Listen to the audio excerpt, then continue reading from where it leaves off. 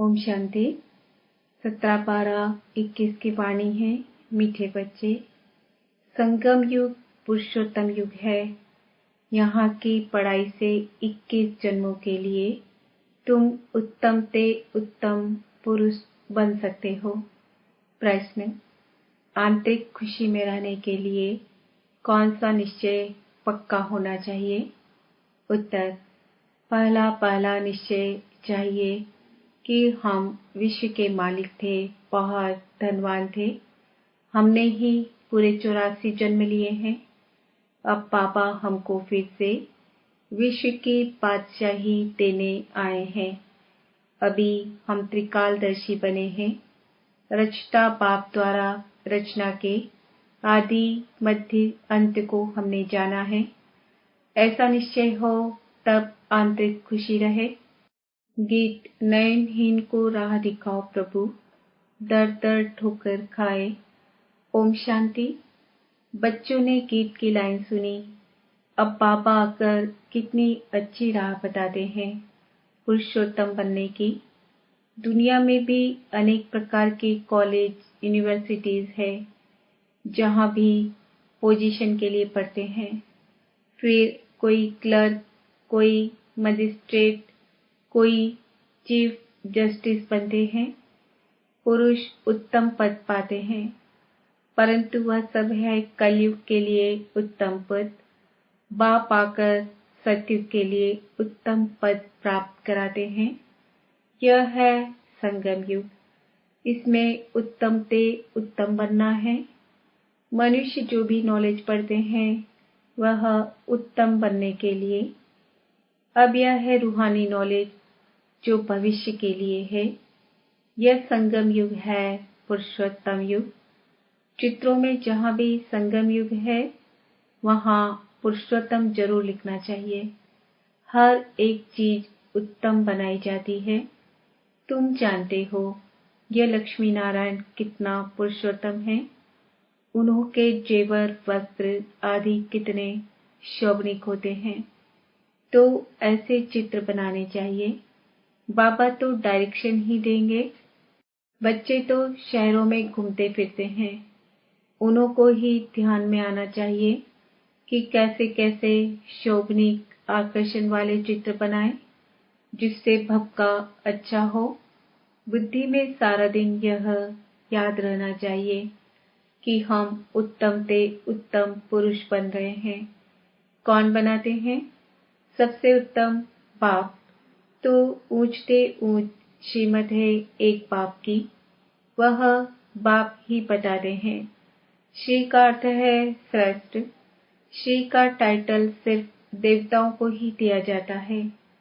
उन्हों की आत्मा और शरीर दोनों पवित्र हैं। उन्हों का जन्म भी पवित्रता से ही होता है। यहाँ कोई का भी जन्म पवित्रता से नहीं होता है। सिख लोग गाते हैं, मूत पलीती कपड़ धोए।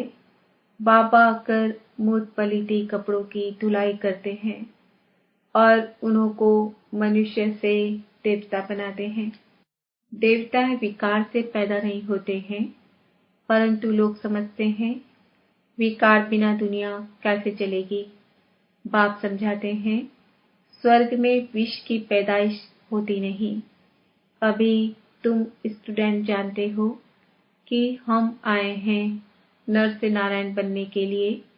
इस राजयोग द्वारा हम राजाई प्राप्त करेंगे। अगर कोई फेल हो जाते हैं तो चंद्रवंशी में चले जाते हैं। तुम्हारी तो है रावण से युद्ध, परंतु दुनिया में यह किसको मालूम नहीं है कि रावण हमारा पुराना दुश्मन है। रावण का अर्थ नहीं जानते तो 10 शीश क्या है? तुम बच्चे जानते हो विकारों की प्रवेशता से ही भ्रष्टाचारी बन जाते हैं। सतयुग में सब भ्रष्टाचारी थे। पाप कहते हैं इस समय सब तमो प्रधान बुद्धि हैं, बिल्कुल अंधियारे में है। यह भी गाया हुआ है कि कुंभकर्ण की नींद में सोए हुए हैं। जब आग लगेगी तब जागेंगे। देखो तुम कितना जगाते हो फिर सो जाते हैं। मेले में तुम इतनी मेहनत करते हो, निकलते कितने हैं, कोटों में कोई। आगे चलकर बहुत वृद्धि होगी, तब मनुष्यों की बुद्धि खुलेगी। औरों के धर्म तो बहुत समय से पुराने हो गए हैं, तो उन्हों की वृद्धि होती है। तुम्हारा ये छोटा सा पुराना झाड़ है। वे लोग तो मांस मदिरा सब कुछ खाते हैं, विकारों में भी जाते हैं। कहा जाता है, संग तारे कुसंग बुरे, सत का संग तो एक बाप का ही है। कौन सा संग तारेगा यह नहीं जानते हैं। गाते हैं, नैया मेरी पार लगाओ, हे भैया, हे बागवान, कांटों से फूल बनाओ, इस कांटों के जंगल से पार ले जाओ। अब फूल तो यहाँ बनना है, दैवी गुण धारण करने हैं, पुरुषोत्तम बनना है, खान पान भी शुद्ध होना चाहिए। जो चीजें देवताओं को स्वीकार नहीं कराई जाती है, तमोगुणी है, वह नहीं खानी चाहिए। सब्जियों में भी सतो रजो तमो है। आजकल तो मनुष्य गरीब है ना, ज्ञान भी गरीबों को लेना है। साहूकार लोग तो खूब पैसा उड़ाते हैं। बाइस्कोप देखना बहुत खराब है। अखबार में भी पढ़ा था कि फिल्म देखने जाना गोया नर्क में जाना। जितना बड़े आदमी होते हैं, उतना ही गंध जास्ती करते हैं। इस समय पूरा वेश्यालय है। बाप आकर शिवालय बनाते हैं। सारा मदार है पवित्रता पर। प्योरिटी है तो पीस और प्रॉस्पर्टी भी है। रावण राज्य में कोई पवित्र हो नहीं सकता। यहाँ ही युद्ध की बात है। योग बल से ही तुम रावण पर विजय पाते हो। यहाँ कितने ढेर मंदिर है, परंतु बायोग्राफी किसकी भी नहीं जानते। शिव के मंदिर में जाकर पूछो, शिव की बायोग्राफी बताओ, तो कुछ बता नहीं सकेंगे। तुम्हारे में भी नंबरवार पुरुषार्थ अनुसार ज्ञान को जानते हैं। उत्तम, मध्यम, कनिष्ठ तो होते हैं। सारा मदार है पढ़ाई पर। आत्मा कहती है, हम तो नर से नारायण बनेंगे। पढ़ाता तो सबको राजयोग हूँ, परंतु फिर भी पुरुषार्थ अनुसार उत्तम, मध्यम, कनिष्ठ बनते हैं। इसलिए बच्चों को पढ़ाई पर बहुत ध्यान देना चाहिए। शिव भगवान उवाच कि योग अग्नि से तुम्हारे पाप भस्म हो जाएंगे और सतो प्रधान बन जाएंगे। इसलिए बच्चे, याद की यात्रा को भूलो मत। अपने दिल से पूछो कि हम प्रदर्शनी में ज्ञान तो बहुत अच्छा समझाते हैं, परंतु याद की यात्रा में रहते हैं, याद में फेल है, इसलिए वह अवस्था, वह खुशी कायम नहीं रहती। इस सब्जेक्ट में बच्चों को अभ्यास पढ़ाना चाहिए। चित्र भी ऐसे शोभनिक बनाने चाहिए जो कोई भी आकर पढ़ने से ही नॉलेज समझ जाए। अच्छी चीज होगी तो देखने बहुत आएंगे। इन चित्र बनाने वालों को कितना इनाम मिलता है। देवताओं के चित्रों को खास पुराना करके बेचते हैं तो मनुष्यों को बहुत पसंद आते हैं। बहुत पैसे देकर भी खरीदते हैं। देवताएं सतो प्रधान थे तो उनके चित्रों का भी कितना मान है, परंतु यह नहीं जानते कि भारत ही पुराने से पुराना है। सबसे पुराने से पुराना है शिव बाबा। पहले पहले शिव ही आते हैं। मनुष्य तो मूंझे हुए हैं। तुम भी अभी समझते हो कि पहले हम तुच्छ बुद्धि थे, अब क्या से क्या बन गए हैं। हम विश्व के मालिक थे, बहुत धनवान थे, परंतु तुम्हारे में भी निश्चय बुद्धि थोड़े हैं। नहीं तो बच्चों को आंतरिक खुशी होनी चाहिए कि वाह, हमने तो पूरे 84 जन्म लिए हैं। कम पढ़ने वालों को कम जन्म मिलेंगे। जो सूर्यवंशियों में आएंगे उन्होंने जरूर अच्छी पढ़ाई की होगी। यह पढ़ाई कितनी अच्छी है। रचता बाप ही आकर रचना के आदि मध्य अंत की नॉलेज देते हैं। तुम त्रिकालदर्शी बनते हो।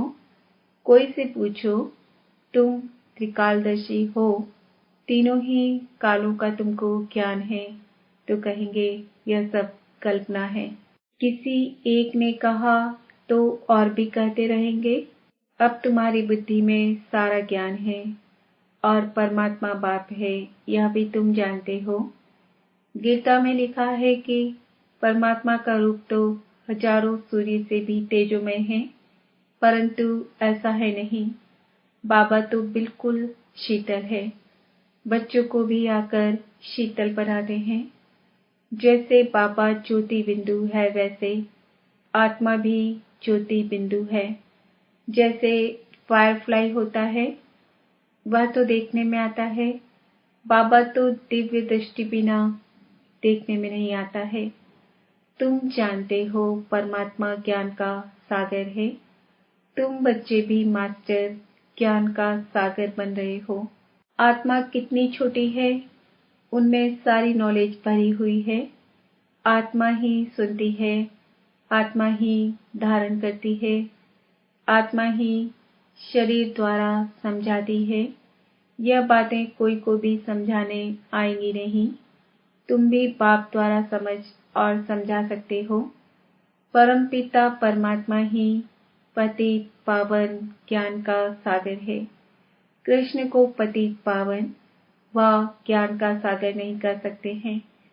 बुलाते भी एक को हैं कि है पतित पावन आओ, न कि कृष्ण व राम को कहते हैं। सीता का राम कोई पतित पावन था क्या?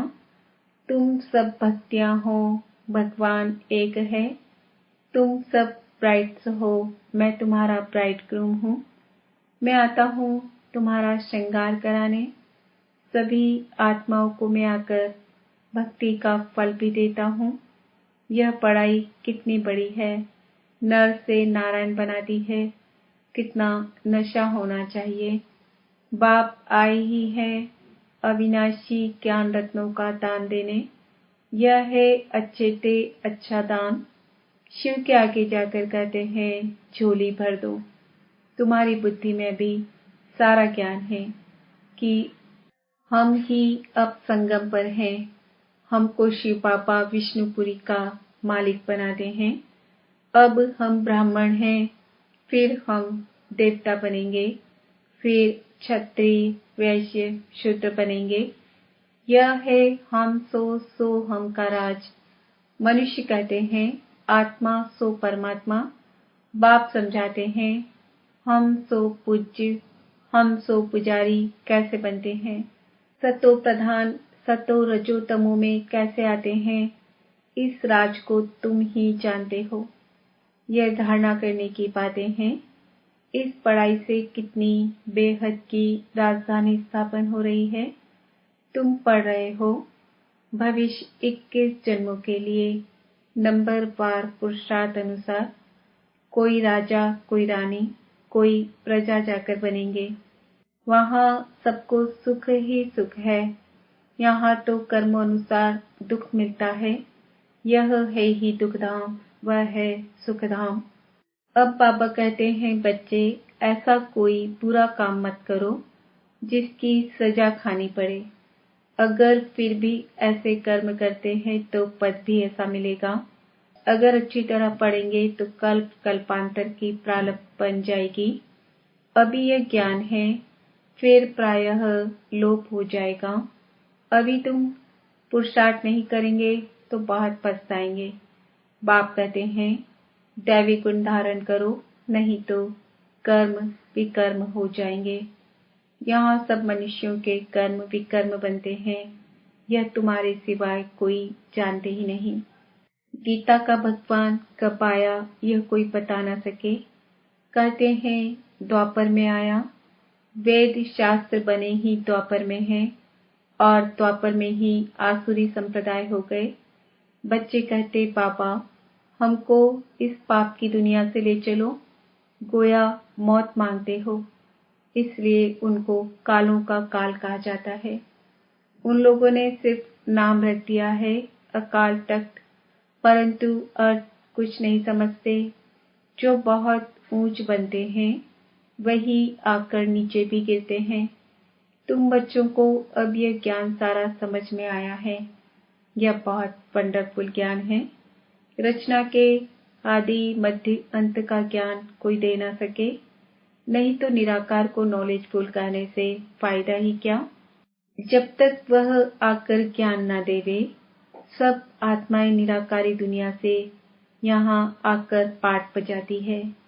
अब भगवान को बुलाते हैं। उनको अपना शरीर तो है नहीं, बाकी सब आत्माओं को अपना अपना शरीर है, तो भगवान एक ही निराकार हुआ ना। बाप कहते हैं, मेरा नाम है शिव, मैं इनके शरीर में, इनकी प्रकृति में आकर बैठता हूँ।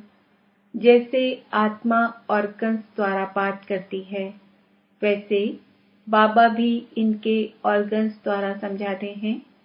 गाया भी हुआ है, प्रकृति के बीच चमकता है अजब सितारा। अब इन गुह्य राजों को तुम ही जानते हो। अच्छा, मीठे मीठे सिक्किल दे बच्चों प्रति मात पिता बाप दादा का याद प्यार और गुड मॉर्निंग। रूहानी बाप की रूहानी बच्चों को नमस्ते। हम रूहानी बच्चों की रूहानी बाप दादा को याद प्यार गुड मॉर्निंग नमस्ते ओम शांति। धारणा के लिए मुख्य सार, अपनी ऊंची प्रारब्ध बनाने के लिए पढ़ाई अच्छी तरह पढ़नी है, कोई भी बुरा काम नहीं करना है, अपना खान पान बहुत शुद्ध रखना है, देवताओं को जो चीज स्वीकार कराते हैं वही खानी है, पुरुषोत्तम बनने का पुरुषार्थ करना है। वरदान, त्याग तपस्या द्वारा सेवा में सफलता प्राप्त करने वाले सर्व के कल्याणकारी भव।